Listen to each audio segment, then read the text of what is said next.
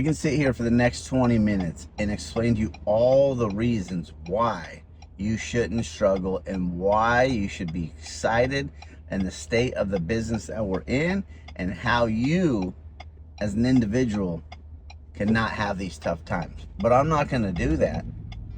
I'm not going to. Welcome to Car Talk, where I give you my 20 years of experience on my 20-minute drive to work. I'm not going to have these conversations with you anymore because you're stuck in your own reality. You're stuck in your own reality based on what kind of phone calls are coming in, based on the downtick maybe in your internet leads, who's coming through the door, and you're just like a swinging pendulum. You're just like good and bad, ebbs and flows with it. And I feel bad. I feel so bad that you allow yourself to live that kind of reality.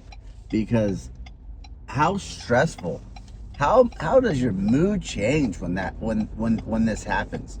You know, you come in, you're all frumpy and grumpy and just like, woe is me, and just, oh, I'm wasting my time here and all that. Like, man, like what kind of life are you living there? Seriously. But hey, to each their own. If that's how you get through life, man, more power to you guys. I just choose not to do that. I choose the facts and the actual reality. The facts and the actual reality show that regardless of how tough times are, cars are still being sold. They're still being sold. They're still being traded in. There's still auctions. They're still building brand new cars. People are still trading. People are still coming into service, getting work done. But also the reality shows that it's a buyer's market in tougher times. That means the buyer has more choices. That means the buyer feels like they can negotiate more. The buyer feels like they have more time to decide to buy the vehicle. So if you know this, at least maybe not you, but since I know this to be true, what do you think I got to do? I got to dial it up. I got to turn my game up. No more just skating by and skating through it. Hopefully it's going to work out for me today. Because it ain't. It's not going to work out. If you handle an internet lead and you do a shitty job on it, they're moving on. They're just moving on. If you take a phone call and you stumble on that phone call, moving on. Chances are they're pulling onto your lot and you're so grumpy and just hover down in your chair and just like, you know, complaining in your head about how terrible it is. You don't even see the customer that comes onto the lot. When's the last time you got up and went over to the service department and tried? Probably never. If you're the one that complains, probably never actually do that. When's the last time that you actually went outside and did a walk around on the vehicle and learned more product knowledge and actually became better, like became a professional? This in the auto industry is the craziest thing. But hey, it is what it is. It's why I was able to get promoted throughout my whole career. That's why I went from a salesperson to an assistant manager, to the finance, to the sales manager, to the general sales manager, and now in my new role. That's the reason why. And that's the whole point of my channel. It's hustle over talent. It's not talent. It's hustle over talent. It's because I know the reality of other individuals, and I know what they won't do. And I know that most crumble in tough times. And when they crumble in tough times, I get to come in and I get to reap the reward for it.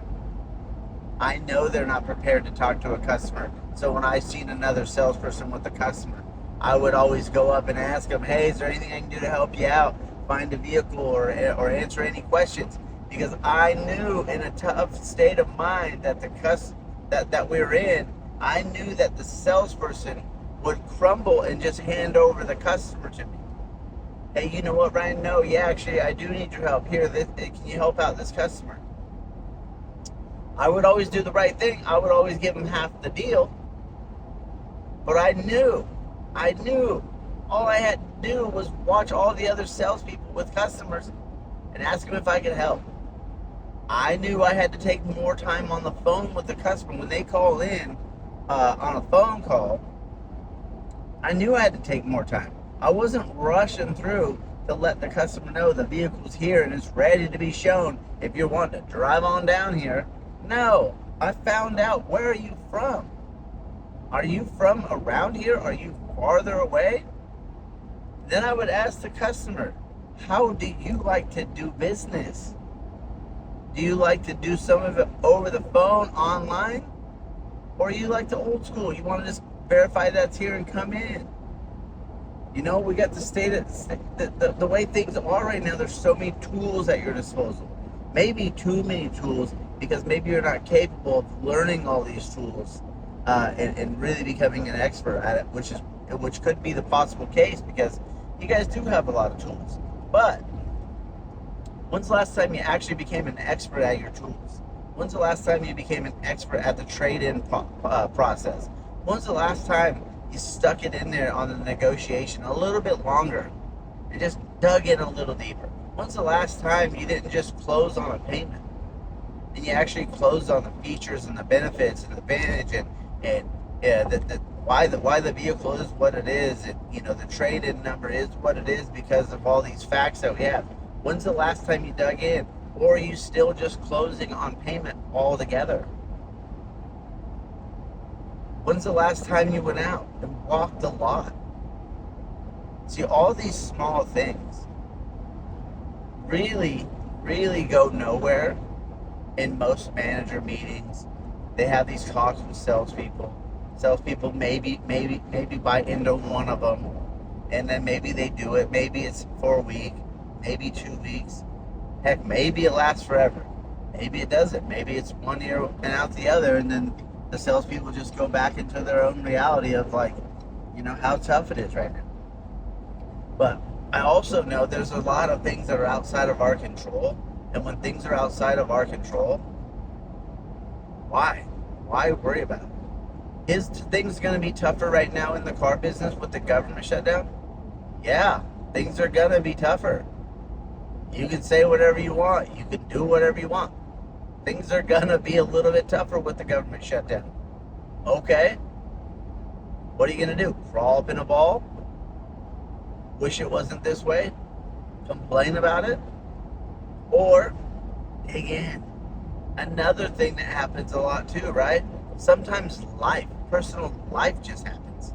And when personal life fucking hits you in the mouth, and then you have some other shit to deal with that you're not prepared for, you bring that to work like it's work's problem. And then your attitude changes, and then your perspective on how everything works changes because of something you're dealing with personal. We didn't create that for you. This business didn't create that problem for you. Just the other day, I was telling the other manager I work with, the best part about selling cars is we get paid on commission.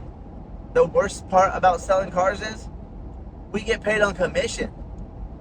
It's all how you look at it. Everything is on your shoulders, how you look at it, your perspective. It's that saying, right? The glass half empty or the glass half full. You decide how you want to look at it. In either way, you'll be right. That's the other thing, right? That's the other thing that I go through a lot in this 20 years is when people come up to me and they're trying to explain to me how they feel and they're getting upset. I often tell them, I'm not going to disagree with you or argue with you. I understand that you feel and see it that way, but I don't. So I'm not sure what you'd like me to do about that, because I don't see it the same way as you. And no, not just because I'm a manager, because that's how I live my life. I don't live my life in that style, in that way. I don't get grumpy and upset 24/7. And I definitely don't get upset over the things that I can't control. Yeah, I might get frustrated at times, but I decide how I feel. I decide the effort that I'm going to put forth today. I decide whether I'm going to rely on talent or hustle. I decide these things. So maybe everything that you've been looking for and all the bullshit that you've been trying to tell yourself it's quite possible that it's all right here and right here. And until you change, nobody else, until you change, shit ain't gonna be different. Shit's gonna be the exact same. And it's up to you to decide. Are you gonna do it for a month, 2 months, 3 months, 7 months, 8 years, 5 years, 6 years, lifetime? Up to you how long you wanna be you. I don't personally care what you do. You don't affect my life. Regardless of what you do, I'm gonna figure out a way to still make it happen, because I'm gonna support my family, my goals, and my dreams. And I'm not going to put those in somebody else's hands. I never have, and I never will. And when it's tough, I definitely ain't complaining about it. I chose this job. I chose the variables. I knew that I'm in a job that does swing with the economy, that does swing when presidents are getting elected, that does swing when we have holidays, that does swing when times are tough for people. I chose this job.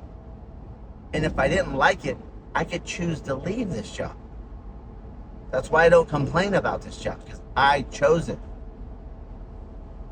So I know this isn't easy, because if it was easy, every person I came across in my 20 years of experience would change their mindset like this. But it ain't easy, because life happens. Life is tough. Things are not easy. This is not the easiest job in the world. Well, it could be. I think it is. But, you know, depending on how you look at it, it's not the easiest job in the world. But, you know, like, everything that you guys can complain about is not, I would never disagree with you. I'm going to tell you, yeah, I understand. That's, yep, 100%. But at the same token, there's so many things that you guys don't even get good at. And it's like, I don't understand why you as a human being can complain about something, but you don't have the capacity to understand and complain about yourself and your lack of effort, your lack of knowledge, your lack of just everything. I just don't understand that. But hey, you're the one that got to put your head on that pillow at night. You're the one that's got to get it figured out. So, guys, use this as a wake-up call, okay? We're only in the 7th day of the month, okay? The government's going to come back around. Things are going to get back to whatever the new normal is. But in the meantime, just be happy, man. Seriously, be freaking happy. Enjoy your job. Enjoy the moment. Get out there. Get better. Learn. Figure it out. Because if you don't, it's a miserable ride. But hey, either way, it's up to you guys. Have a great day, and we'll talk to you tomorrow.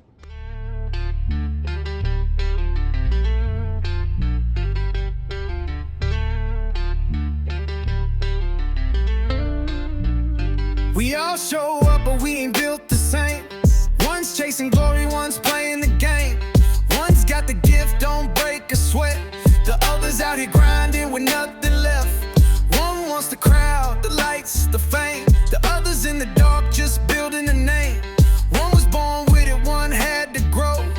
One's got talent, one's got hustle.